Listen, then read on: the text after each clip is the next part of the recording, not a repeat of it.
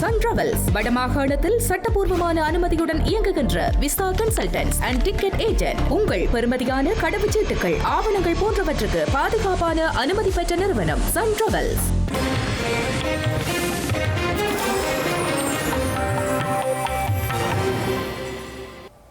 வணக்கம். இது ஐபிசி தமிழின் காலை நேர பிரதான செய்திகள். முதலில் தலைப்புச் செய்திகள்.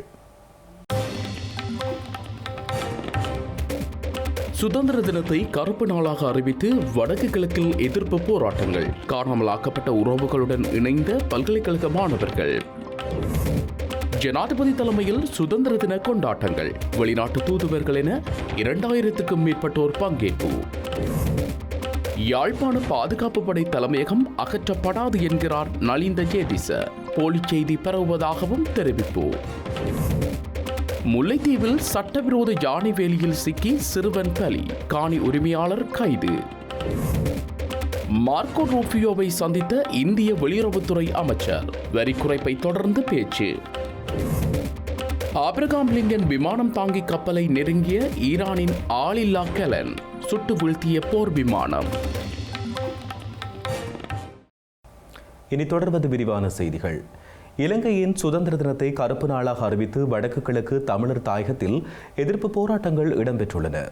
இலங்கையின் சுதந்திர தினத்தை கருப்பு நாளாக அறிவித்து யாழ்ப்பாண பல்கலைக்கழக மாணவர் ஒன்றியமும் வலிந்து காணாமல் ஆக்கப்பட்டோர் சங்கமும் இணைந்து எதிர்ப்பு போராட்டத்தில் ஈடுபட்டுள்ளனர். இதற்கமைய வடக்கில் கிளிநொச்சியிலும் கிழக்கில் மட்டக்களப்பிலும் இன்று காலை இந்த போராட்டங்கள் இடம்பெற்றன. காணாமல் ஆக்கப்பட்டோர் பிரச்சினை, அரசியல் கைதிகளின் விடுதலை மற்றும் தமிழர்களுக்கான நிரந்தர அரசியல் தீர்வு ஆகியவற்றினை வலியுறுத்தியே இந்த போராட்டங்கள் இடம்பெற்றுள்ளன. ஈழத்தமிழ் மக்களுக்கு சுதந்திரம் என்ற ஒன்று கிடைக்காததால் தான் அவர்கள் ஆயுத போராட்டத்திற்குள் தள்ளப்பட்டார்கள் என தென்னிந்திய பிரபல இயக்குநரும் தமிழ்நாடு லட்சிய திராவிட முன்னேற்றக் கழகத்தின் தலைவருமான டி. ராஜேந்தர் தெரிவித்துள்ளார். வடக்கு கிழக்கில் முன்னெடுக்கப்படுகின்ற சுதந்திர தினத்தை கருப்பு தினமாக கடைபிடித்து முன்னெடுக்கப்படுகின்ற போராட்டத்திற்கு பூரண ஆதரவை தெரிவித்துக் கொள்வதாகவும் அவர் குறிப்பிட்டுள்ளார். சுதந்திரம் என்று ஒன்று கிடைத்தும் நம்மளுடைய தமிழர்களுக்கு மட்டும் சுதந்திரம் கிடைச்சது அவங்களுக்கு மட்டும் சுதந்திரம், நமக்கு ஆனா நமக்கு சுதந்திரம் கிடைக்காதனாலதான் நம்ம ஆயுத போராட்டத்துல ஆயுதம் ஏற்ற வேண்டிய கண்டிஷனுக்கு தள்ளினாங்க, சூழ்நிலைக்கு கொண்டு போய் சேர்த்தாங்க. அப்படி நாளைக்கு நீங்க சுதந்திர நாள் கொண்டாடுறீங்கன்னா தமிழர்களுக்கு இந்த சுதந்திர உணர்வு எந்த அளவுக்கு தான் இருக்கும்? அவங்களுடைய இதயத்துல எந்த சந்தோஷம் கிடைச்சிரும்? இதற்கு விடிவு, அதாவது விடிவு இல்லாததுனாலதான் சார் தமிழர்கள் இந்த இவ்வளவு ஒரு வாழ்க்கையில இவ்வளவு ஒரு ஒரு ஒரு தத்தளிக்கும் கடல்ல போராடுற மாதிரி போராடிட்டு இருக்காங்க. இன்னைக்கு ஈழத்திலிருந்து இருந்த இவ்வளவு பேர் மக்கள் இடம்பெயர்ந்து உலகம் முழுவதும் அவங்கவுங்க அள்ளி வீசப்பட்டிருக்கிறாங்க. என்ன காரணம்? அந்த சுதந்திரம், அந்த பூமியில சுதந்திரம், எங்களுக்கு வேண்டிய சுதந்திரம், நமக்கு கிடைக்க வேண்டிய சுதந்திரம் கிடைக்காதனாலதான் போயிருக்காங்க. அதனால இந்த போராட்டத்துடைய இது ஒரு போராட்டத்தினுடைய கனல் சார். இது இன்றைக்கு பத்த வைக்கப்பட்ட கனல் அல்ல, இது என்னைக்கோ பத்த வைக்கப்பட்ட கனல். அப்படிதான் நான் கருதுறேன் சார். அது ஆக்சுவலா தமிழ்நாட்டில் இருக்கக்கூடிய லட்சிய திராவிட முன்னேற்ற கழகத்தின் தலைவராக என் உணர்வை பதிவு பண்றேன். நான் என்றைக்குமே ஈழ தமிழர்களுக்கு தான், அவர்களுடைய உணர்வுக்கு தான் சார் நான் பக்கபலமா இருப்பேன். இலங்கையின் 78வது தேசிய சுதந்திர தின நிகழ்வு ஸ்ரீலங்கா ஜனாதிபதி அனுரகுமார திசாநாயக்க தலைமையில் சுதந்திர சதுக்க வளாகத்தில் இடம்பெற்றுள்ளது. இலங்கையின் தேசிய சுதந்திர தின கொண்டாட்டம் இலங்கையை கட்டியெழுப்புவோம் என்கின்ற கருப்பொருளில் இந்த ஆண்டு ஜனாதிபதி அனுரகுமார திசாநாயக்க தலைமையில் நடைபெறுகிறது. இம்முறை சுதந்திர தின நிகழ்வில் ஸ்ரீலங்கா ராணுவத்தைச் சேர்ந்த 287 அதிகாரிகள் கலந்து கொண்டுள்ளனர். அத்துடன் 4298 ராணுவத்தினர் சுதந்திர தின அணிவகுப்பில் பங்கேற்றுள்ளனர். சுதந்திர தின பிரதான அணிவகுப்பிற்காக கடற்படையின் 8 பிரிவுகளை பிரதிநிதித்துவப்படுத்தி அதிகாரிகள் கலந்து கொண்டுள்ளனர். மேலும் சுதந்திர தின நிகழ்வுக்காய் விமானப்படையை பிரதிநிதித்துவப்படுத்தி 62 அதிகாரிகள் மற்றும் 521 படை வீரர்கள் உள்ளிட்டு 583 பேர் கலந்து கொண்டுள்ளனர். கொழும்பில் உள்ள வெளிநாடுகளின் தூதுவர்கள், உயர்ஸ்தானிகர்கள், அமைச்சர்கள், ஆளும் மற்றும் எதிர்த்தரப்பு நாடாளுமன்ற உறுப்பினர்கள் என சுமார் 2000 பேருக்கு நிகழ்வுகளில் கலந்து கொள்வதற்கு அழைப்பு விடுக்கப்பட்டுள்ளது. இந்த நிலையில் ஸ்ரீலங்கா முப்படையினரின் அணிவகுப்பு, வாகன அணிவகுப்பு மற்றும் விமானப்படையினரின் சாகசங்கள் என்பன இடம்பெறுவதாக தெரிவிக்கப்பட்டுள்ளது. யாழ்ப்பாண பாதுகாப்பு படை தலைமையகத்தை அகற்றுவதற்கு எந்தவொரு தீர்மானத்தையும் மேற்கொள்ளவில்லை என ஸ்ரீலங்கா அரசாங்கம் அறிவித்துள்ளது. யாழ்ப்பாணம் பாதுகாப்பு படை தலைமையகத்தை அகற்றுவதற்கு அரசாங்கம் தயாராக உள்ளதாக சமூக ஊடகங்களில் செய்திகள் வெளியாகியிருந்தன. இந்த நிலையில் யாழ்ப்பாணம் பாதுகாப்பு படை தலைமையகத்தை அகற்றுவதற்கு தயாராக இருப்பதாக பகிரப்படும் செய்திகள் முற்றிலும் உண்மைக்கு புறம்பானவை என அமைச்சரவை பேச்சாளர் அமைச்சர் நலிந்த ஜேதிச குறிப்பிட்டுள்ளார். போலி செய்திகளை சமூக ஊடகங்களினூடாக வெளியிட்ட அனைத்து தரப்பினருக்கும் எதிராக சட்ட நடவடிக்கை எடுக்கப்படும் என அவர் தெரிவித்துள்ளார். இந்த நிலையில் சம்பந்தப்பட்ட தரப்பினர் குறித்த தகவல்களுக்கு பொறுப்பேற்று சட்ட நடவடிக்கைகளுக்கு ஒத்துழைப்பு வழங்க வேண்டும் என அமைச்சர் நலிந்த ஜேதிச வலியுறுத்தியுள்ளார்.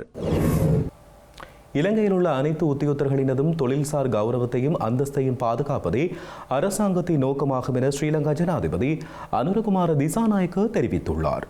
உண்ணாவிரத போராட்டத்தில் ஈடுபட்ட பாடசாலை அபிவிருத்தி உத்தியோகத்தர் சங்கத்தின் பிரதிநிதிகளுக்கும் ஸ்ரீலங்காவின் ஜனாதிபதி அனுரகுமார திசாநாயக்கவுக்கும் இடையிலான சந்திப்பொன்று நேற்று ஜனாதிபதி அலுவலகத்தில் நடைபெற்றுள்ளது. இதன்பொழுது பாடசாலை அபிவிருத்தி உத்தியோகத்தர் சங்கத்தின் பிரச்சினைகளுக்கு தற்போதைய அரசாங்கமோ அல்லது ஜனாதிபதியோ பொறுப்பல்ல என்றும் ஒரு தொழில்முறை ரீதியாக தாம் தற்போது பல்வேறு தொழில்சார் மற்றும் சமூக பிரச்சினைகளை எதிர்கொண்டுள்ளதாக சங்க பிரதிநிதிகள் இதன்போது சுட்டிக்காட்டியுள்ளனர். பாடசாலை அபிவிருத்தி உத்தியோகத்தர்களின் பிரச்சினைகள் குறித்து மிகுந்த நீண்ட நேரம் கலந்துரையாடலில் ஈடுபட்டிருந்த ஜனாதிபதி அனைத்து உத்தியோகத்தர்களதும் தொழில்சார் கௌரவத்தையும் அந்தஸ்தையும் பாதுகாப்பதே அரசாங்கத்தினுடைய நோக்கம் என்றும் கூறியுள்ளார். பாடசாலைகளில் பணியாற்றி அனுபவம் கொண்ட பட்டதாரிகளை ஆசிரியர் சேவைக்குள் உள்வாங்குவதே அரசாங்கத்தின் எதிர்பார்ப்பு எனவும், எனவே ஆசிரியர் சேவை யாப்புக்கு இணங்க போட்டி பரீட்சைக்கு தோற்றுமாறும் அவர்களுக்கு தான் அழைப்பு விடுப்பதாக ஜனாதிபதி இதன்போது மேலும் தெரிவித்தார்.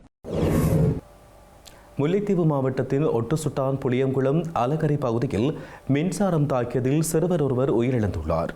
முல்லைத்தீவு புளியங்குளம் அலகரி பகுதியைச் சேர்ந்த குறித்த சிறுவன் பாட்டியுடன் புல்லு வெட்டுவதற்காய் சென்ற பொழுது புல்லு வெட்டும் பகுதியில் யானைக்காக அமைக்கப்பட்ட சட்டவிரோத மின்சார வேலியில் அகப்பட்டுள்ளார். இதன்பொழுது பாதிக்கப்பட்ட சிறுவன் ஒட்டுசுட்டான் வைத்தியசாலைக்கு கொண்டு செல்லப்பட்ட நிலையில் அவர் உயிரிழந்துள்ளார். ஒட்டுசுட்டான் புளியங்குளம் அலகரை கிராமத்தைச் சேர்ந்த மோகனராசா லோயிதன் வயது 5 என்ற சிறுவனை இவ்வாறு மின்சாரம் தாக்கி மரணமடைந்துள்ளார். மேலதிக விசாரணைகளை ஒட்டுசுட்டான் காவல்துறையினர் மேற்கொண்டு வருகின்றனர். இதேவேளை சட்டவிரோதமான முறையில் மின்சார வேலி அமைத்த நிலையில் சிக்குண்டு சிறுவன் ஒருவர் மரணித்த சம்பவம் தொடர்பில் யானை வேலி அமைத்த காணியின் உரிமையாளர் கைது செய்யப்பட்டார். முல்லைத்தீவு மாவட்டத்தின் ஒட்டுசுட்டான் காவல்துறை பிரிவுக்குட்பட்ட புளியங்குளம் யானை வேலியில் இலங்கை மின்சார சபையின் மின் இணைப்பினூடாக கிடைக்கும் மின்சாரம் நேரடியாக வழங்கப்பட்டதனாலேயே சிறுவன் உயிரிழந்ததாக தெரிவிக்கப்பட்டுள்ள நிலையில் காணியின் உரிமையாளர் கைது செய்யப்பட்டுள்ளார்.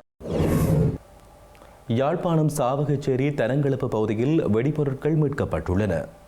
யாழ்ப்பாணம் சாவகச்சேரி தனங்களப்பு பகுதியில் உள்ள நபரொருவர் தனது காணியை நேற்றைய தினம் துப்புரவு செய்த பொழுது வெடிபொருட்கள் அடையாளம் காணப்பட்டுள்ளன. இதனையடுத்து சாவகச்சேரி காவல்துறையினருக்கு தகவல் வழங்கியதைத் தொடர்ந்து சம்பவ இடத்துக்கு விரைந்த காவல்துறையினர் வெடிபொருட்களை அடையாளம் கண்டுள்ளனர். ஒரு மோட்டார் குண்டு T56 ரக துப்பாக்கிக்கு பயன்படுத்தப்படும் தோட்டாக்கள் மற்றும் ஒரு கைக்குண்டு என்பன அடையாளம் காணப்பட்டுள்ளன. இதனையடுத்து சாவகச்சேரி நீதவான் நீதிமன்றத்தின் அனுமதியுடன் விசேட அதிரடிப்படையினர் மூலம் வெடிபொருட்களை அங்கிருந்து அப்புறப்படுத்துவதற்கு நடவடிக்கை எடுக்கப்பட்டுள்ளது.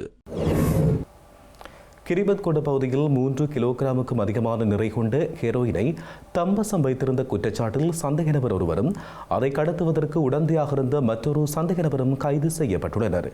இவர்கள் நேற்று இரவு கலனி பிரிவு குற்றப்புலனாய்வு பிரிவினரால் கைது செய்யப்பட்டுள்ளனர்.